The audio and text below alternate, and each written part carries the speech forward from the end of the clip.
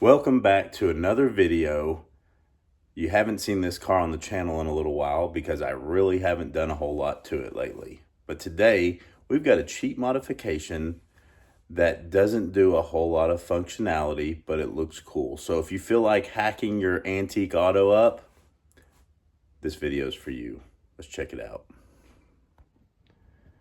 Don't mind the mess in the garage. We've been doing some house renovations. Here is what we're doing to the antique auto, the 99 Mustang GT. I'm sure many of you have seen these and you're saying, oh no, why are you doing this? Well, you know, it's an old car. It's got to look cool. There's got to be something I can do to it to make it look different. And this is what I'm going to do. We're going to cut out some slots to put these cool carbon fiber vents in. Yes, to an extent, it'll be functional, but for the most part, this car doesn't need it. It's not pushing 1,000 horsepower. We're not even gonna go down the drag strip. This is purely for aesthetics, really, and just to change the car up a little bit, make it a little bit more unique, my style, something that looks neat, stands out, other than the fact that the color, the spoiler, the wheels, all that stuff, we're just putting one more unique touch on this car. So let's get started. Let's hack this car up.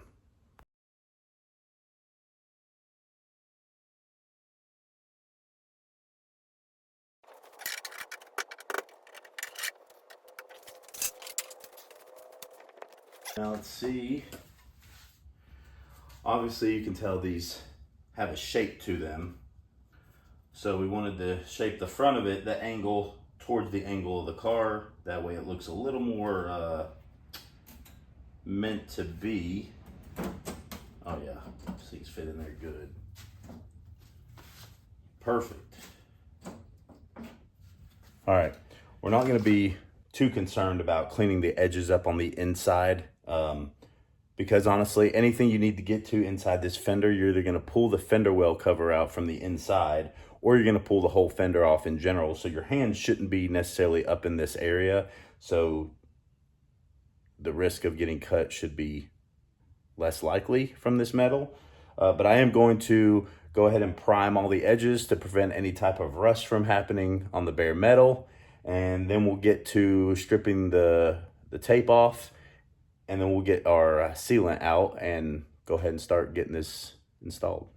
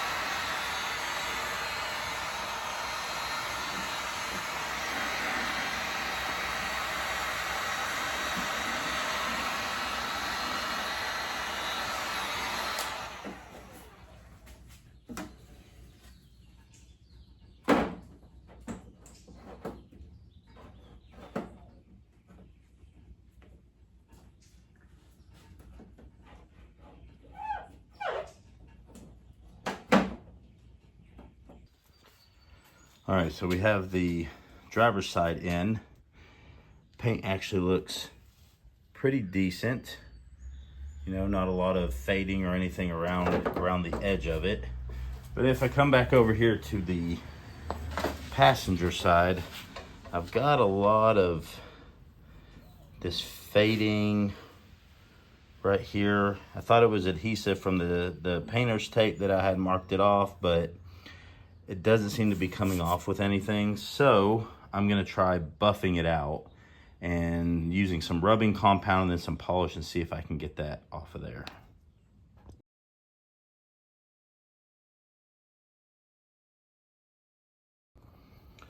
All right, it looks like it cleaned it up a little bit on the edges, and back here it had a whole lot. Looks a little bit better. Overall, it's not perfect. Can't expect it to be since this is a DIY paint job. All right, here we go.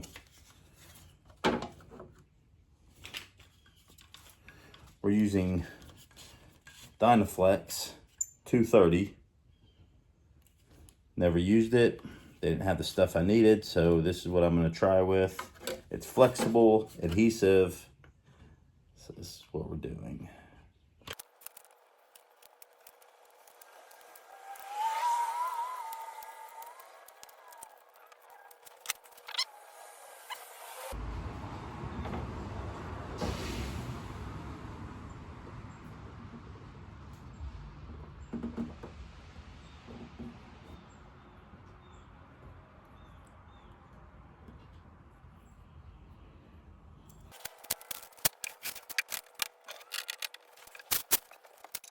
That's very frustrating.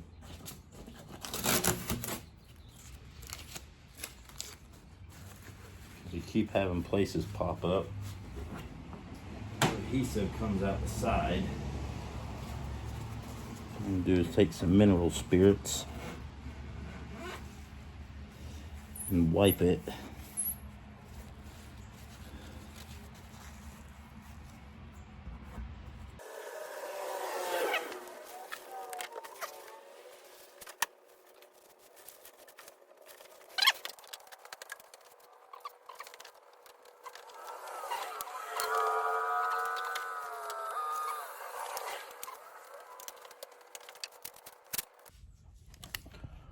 All right, we got both vents in.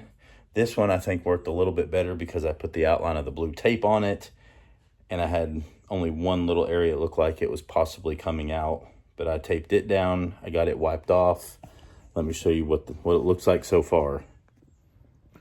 So we're gonna wait for these to set up and cure. Here's the passenger side. We're gonna let these set up and cure, and then we'll take it outside and rinse it off, see how they look. Here is the moment of truth. See if it's stuck.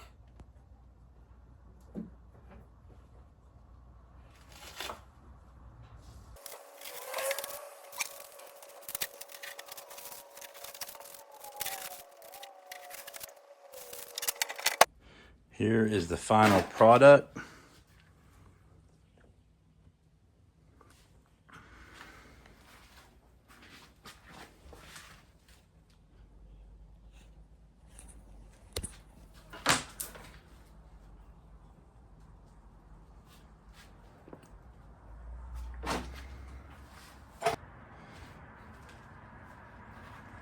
All right, so it is several days later, and as you can see, the vents are on the car. But we did have a little hiccup. The hiccup being the black adhesive sealant that I use did not set up well. I don't know if it was the temperature at which I used it at, because it was in the like 40s and 50s and it didn't have time to cure, but it sat on there for 24 hours. We took it outside, I washed it, and after I was done washing it, I see some black streams of water coming down from the corners of the vents. And lo and behold, it did not cure. So I was able to take the vents like right off, and there was very little of it that was cured. Everything else was gooey and slimy. Did not work for some reason.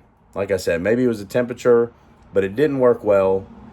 So we went to the trusty double-sided 1/4-inch tape by 3M. And wouldn't you know it, that stuff worked just fine. There's a very little gap between the vent and where it's placed on the fender. So I hope you guys enjoyed this video. If you're interested in doing this, it may help you out. If not, maybe it was just good entertainment. Anyways, enjoy this little video montage. We'll catch you in the next video.